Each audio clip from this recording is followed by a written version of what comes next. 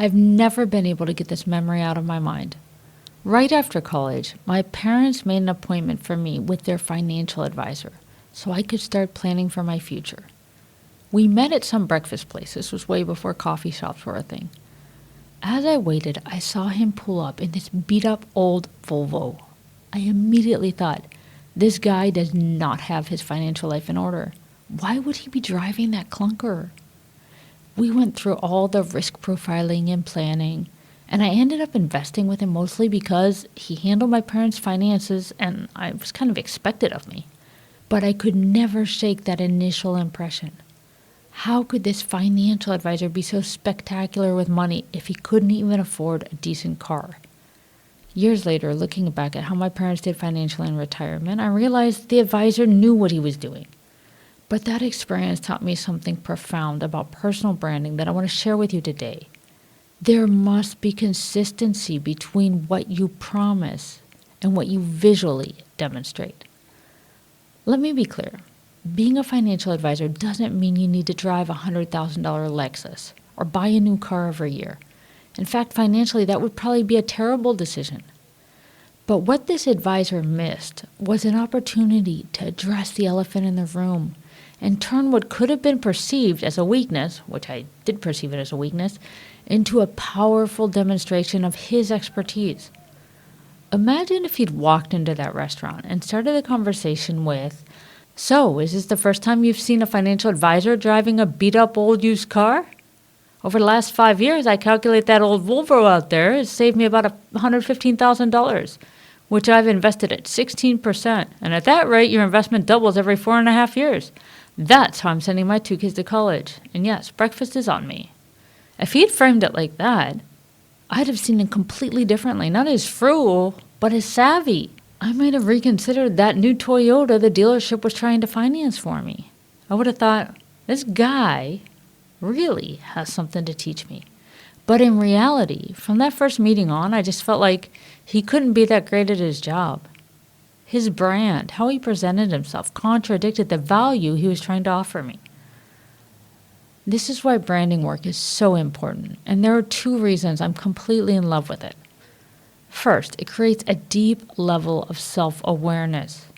If you're hyper-vigilant about how your brand shows up in the world, it means you're being observant of how you interact with people, how you treat them, how you make them feel, and what experiences you're creating for others.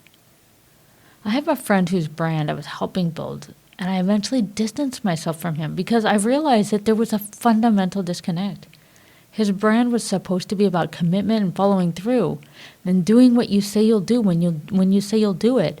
But he always showed up late for everything.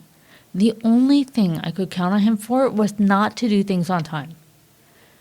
When he did his work, it was exceptional. As far as I'm concerned, he is the best in his field. Yet, he couldn't keep his word about timing. I eventually told him I couldn't help him because his brand was too inconsistent. What it promised and what it delivered were 2 completely different things. Yet I see people doing this all the time with their brands. They say they're about one thing, and then they show up as something completely different. So what does your brand really stand for? How can you bring that into every single interaction? Are you being consistent? Where are you being inconsistent? I just got off a WhatsApp call with a team member, and I realized my response was really abrupt. And she brushed it off. She said, "Oh, no, that's okay. I know you're busy." And I replied, "No, it's not okay. Being a jerk to people is not okay, and that's not what my brand stands for." And that was jerky. That's not how I want to show up in the world. If I say something in a way that feels abrupt, you can call me out on it and say, "Hey, you're being off brand." This doesn't mean you need to be artificially on all the time. If your brand is about inspiration, you don't need to be relentlessly inspiring in every interaction. The idea is that your authentic self truly comes through in your brand. Perfect example. The other day, someone cut me off in traffic, and when I honked, they flipped me off. But they were sporting a "What Would Jesus Do" bumper sticker on their car. That inconsistency undermines everything they claim to stand for, because Jesus would not flip me off. This isn't about perfection. If you have a spiritual message on your car, it doesn't mean you can never make a rolling stop, or you have to be Zen if someone almost hits you. Just if you profess something, then demonstrate it more than not. Our actions should align with the key principles we claim to defend. This is the second reason I love branding. It becomes a filter for how to act, how to behave, and how to interact with others. So how do you begin to define your brand? The framework I use is simple. Identify 4 principles that your brand stands for that will always be part of everything you do. Let me give you a personal example. My 4 principles are: number 1, consistency. I understand the power of repetition and consciously choose habits and routines that support me. 2, accountability.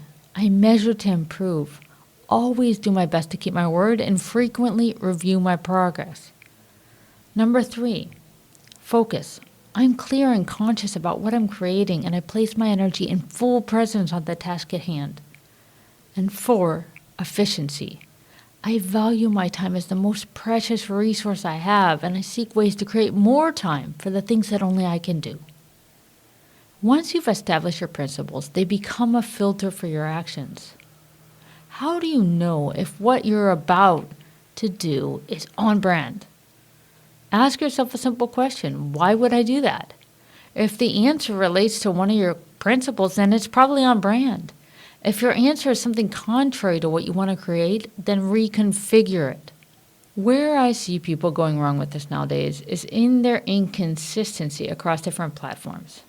So on LinkedIn, they're the thoughtful accountant or the strategic planner. But on Twitter, they're trolling people and being jerks. If you feel like responding harshly to someone who seems ignorant about a topic, ask yourself, why would I do that? If the answer is, because I want to put them in their place, then don't do it, because that's not what your brand's about. I believe that if everyone used their brand as a filter to what they put out in the world would be a better place. People would be nicer to each other, and they'd think before they act. Think of it like this. If your life were an Instagram feed, what would you want pinned? The idea with branding is to be so crystal clear about what you stand for and actually demonstrate it consistently, not just aspire to it. That if such a feed existed, it would look like it's all coming from the same account, and it's something you'd be proud to share. Your brand isn't what you say it is. It's not your logo and your colors or your website. Your brand is what you consistently do. It's how you show up day after day after day. It's the impression you leave after every interaction.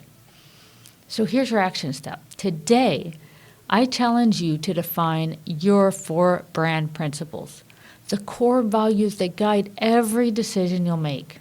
Write them down. Share them with someone close to you who can hold you accountable when you drift off brand. Remember that financial advisor? He might have been brilliant with money, but I couldn't see past the inconsistency between his profession and his presentation. So don't let that happen to you. Your personal brand is too valuable to leave to chance. It's built one consistent action at a time, and it's the most powerful professional asset you'll ever have. I'm Melissa Marchand, helping accomplished professionals build consulting businesses they love. If you know someone who wants to build a brand that brings them new clients, please share this episode.